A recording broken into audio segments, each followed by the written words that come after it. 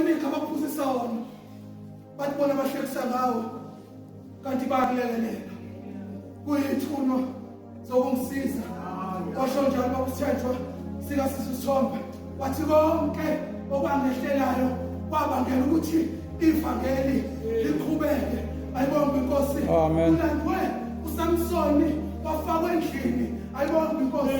Abuye abaFilisti babebona ukuthi kuphelile ngoSamsoni angena nawo agcwala indlu kwabizwa nakade ekwamanye amazwe azobuka uSamsoni oyinhlekisa azobuka uSamsoni odatha umhlangano kanti kwakhiwa icebo lokuthi abahlangane bese uSamsoni ebabulala bonke.